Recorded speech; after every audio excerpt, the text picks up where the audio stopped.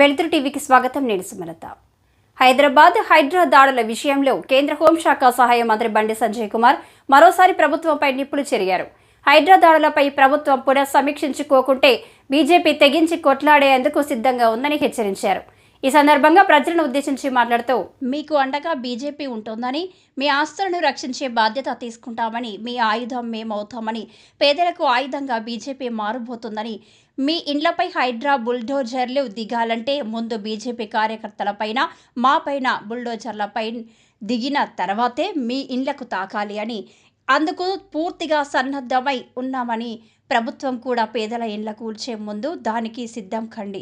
ఈ విషయంలో ఎందాకైనా తెగించి కొట్లాడేందుకు రెడీగా ఉన్నామని స్పష్టం చేశారు. ఈరోజు హైదరాబాద్ బర్కత్పురాలోని బీజేపీ సిటీ సెంట్రల్ జిల్లా కార్యాలయంలో పార్టీ రాష్ట్ర ఉపాధ్యక్షులు డాక్టర్ గంగిడి మనోహర్ రెడ్డి ఆధ్వర్యంలో ఏర్పాటు చేసిన సేవా పక్వాడా ఫోటో ఎగ్జిబిషన్ను రాజ్యసభ సభ్యులు డాక్టర్ కె లక్ష్మణ్, ఉపాధ్యక్షులు చింతల రామచంద్రారెడ్డి, జిల్లా అధ్యక్షులు గౌతమ్ రావు తదితరులతో కలిసి ప్రారంభించారు.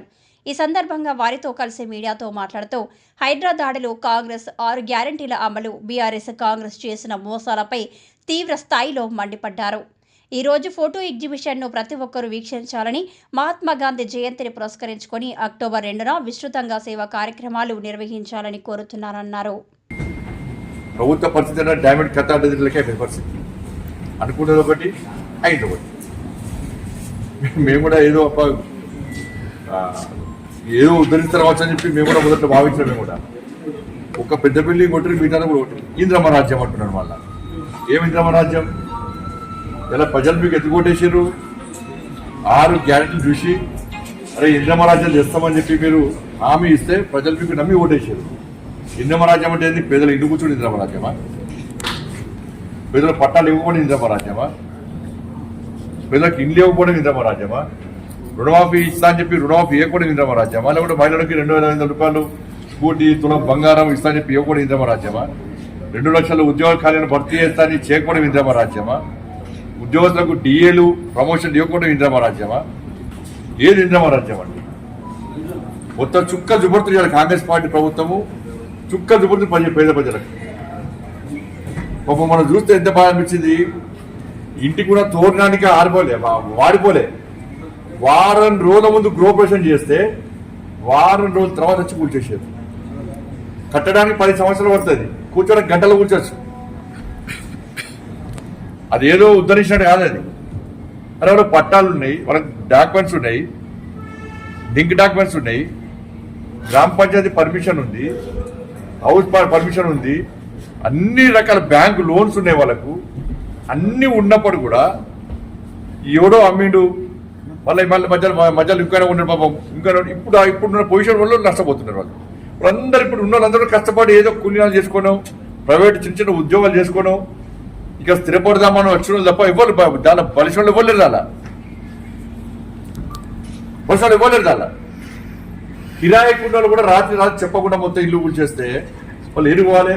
ఇవాళ దానివల్ల ఏమైంది? అలా పూర్తిగా హైదరాబాద్లో, తెలంగాణ రాష్ట్రంలో రియల్ ఎస్టేట్ వ్యాపారం మొత్తం దెబ్బతిన్నది.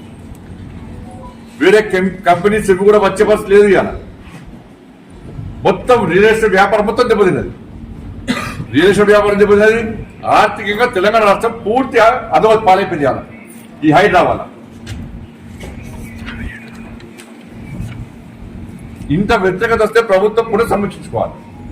కనీసం దాని గురించి ఆలోచించకుండా ఇంకా ఏమో ఉద్ధరించాలని చెప్పి, ఏమో ఉద్ధరిస్తామని చెప్పి ఇంత ప్రజా వ్యతిరేకత ఉన్నప్పుడు కూడా మొండి వైఖరితో ఇంకా ముందుకు సాగుతా ఉండడం ఇది మంచి పద్ధతి కాదు.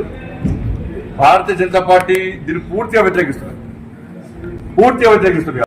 ఒక ఆదర్శవంతమైన జీవితం గడిపిన దాన్ని కార్యకర్తలకు, ప్రజలకు అందించాలనే ఉద్దేశంతో ఈ ఫోటో ఎగ్జిబిషన్ కార్యక్రమాన్ని ఈరోజు భాగ్యనగర్లోని భారతీయ జనతా పార్టీ కార్యాలయంలో ఇలా చాలా బ్రహ్మాండమైనటువంటి ఫోటో ఎగ్జిబిషన్, వారి యొక్క జీవిత చరిత్ర మొత్తం కూడా కళ్ళ కట్టినట్టుగా ఈరోజు ఈ ఫోటో ఎగ్జిబిషన్ పెట్టడం జరిగింది. మన కార్యకర్తలు, నాయకులు, ప్రజలందరూ కూడా ఈ ఫోటో ఎగ్జిబిషన్ చూసి మన స్ఫూర్తి పదార్థమైనటువంటి నరేంద్ర మోడీ గారిని ఆదర్శంగా తీసుకొని ముందుకు సాగాల్సిందిగా అందరికీ విజ్ఞప్తి చేస్తూ, 2వ తారీఖు నాడు కూడా మహాత్మా గాంధీ జయంతి సందర్భంగా కూడా సేవా కార్యక్రమాలు, స్వచ్ఛ అభియాన్ పేరుతో సేవా కార్యక్రమాలు కూడా అందరూ చేయాల్సిందిగా అందరికీ విజ్ఞప్తి చేస్తూ